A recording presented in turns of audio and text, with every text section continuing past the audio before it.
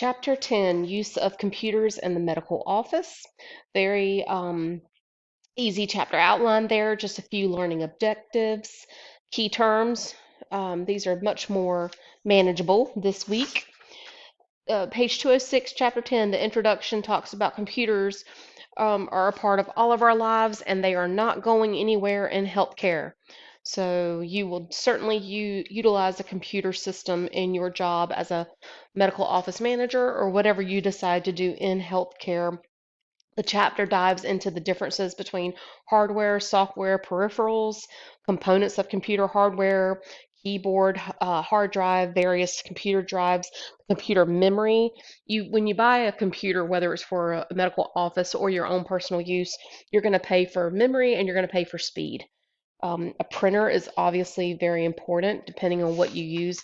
If you purchase or plan a budget, etc., for purchasing a printer, make sure that you decide what's best for your office. If you're a high volume office that prints, whether it is bills or information, instructions, surgery scheduling, then you're going to need a high capacity printer. If you don't print that often, if everything is managed online, then maybe you don't need such a large, bulky, heavy duty printer. So keep that in mind. Page 208, there's great visual of peripherals. Barcode readers is something that many medical offices use, especially within a lab. Even a hospital will use barcode readers to conduct their work. Electronic sign-in sheets. There's an example on figure 10.6. This is still something that's used currently in medical offices today. Maintaining computer equipment will be a responsibility of administrative duties, or maybe even the medical office manager, or maybe your facility hires somebody that will come and do that. But you'll read all about that. Surge protection is important. Many healthcare facilities, especially the large ones like a hospital, you cannot even plug an extension cord into an outlet without getting permission. In the wintertime when at the nurse's station or something, if somebody's a little cold and they want to plug in a heater, you're not allowed to. You have to get permission from maintenance to do that type of thing. So even in a medical office building, be sure not to unplug and move plugs or outlets around because it may be plugged into a surge protector for a reason. So just keep that in mind.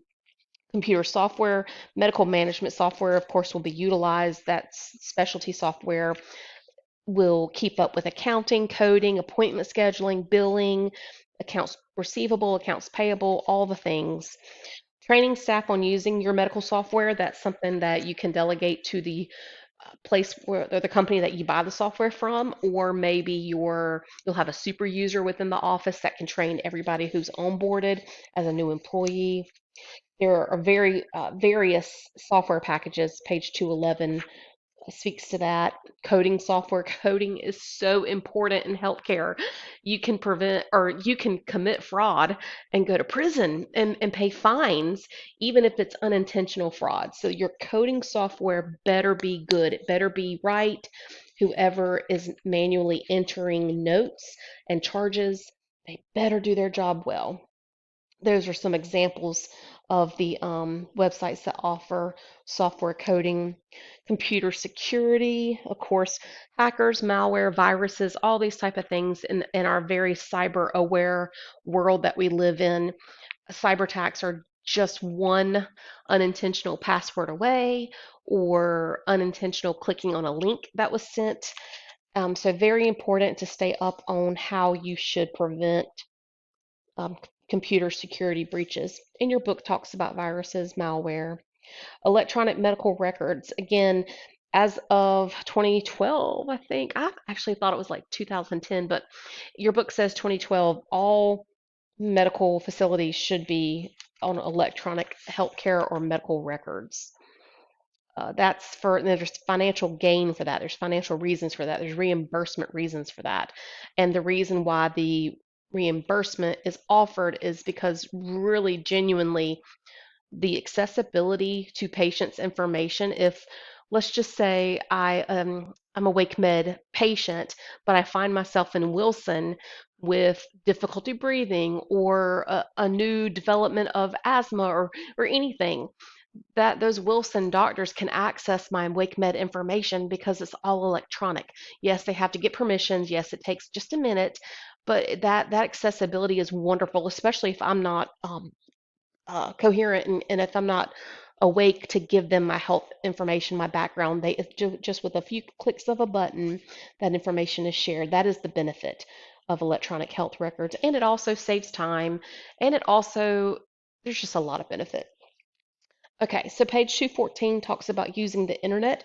It is okay and even suggested in certain healthcare facilities that staff or patients use different websites. It's fine. You just have to, peruse those safely.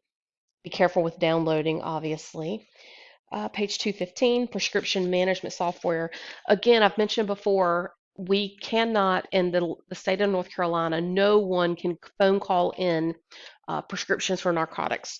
But there are prescription management software out there that you can buy to help manage your office if you so choose to do that. Sometimes these software packages are cheaper than paying a registered nurse's salary or a nurse practitioner's salary or physician assistant or whomever. Sometimes, not all the times.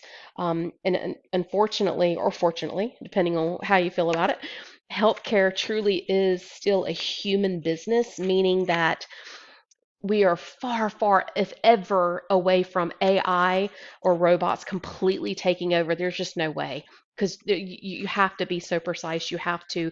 Now, I think it's a great thing that we're using robots in surgery and we're blending AI with our records and our teachings and you know telehealth and I'm not against it, but I just don't think it would ever be replaced. So my point is, um, prescription management software, you still have to have a human check things before it's all submitted and completed. Yeah.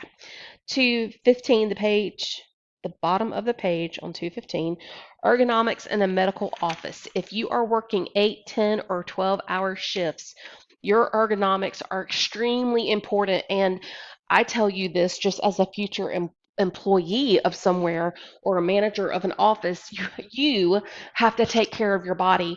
If that medical office management is not ergonomic trendy and they're expecting you to sit not at the right height for your computer, go online because the book that, well, of course, you're not held to this, but just learn for yourself what ergonomics is and what you should be doing, even as a student right now.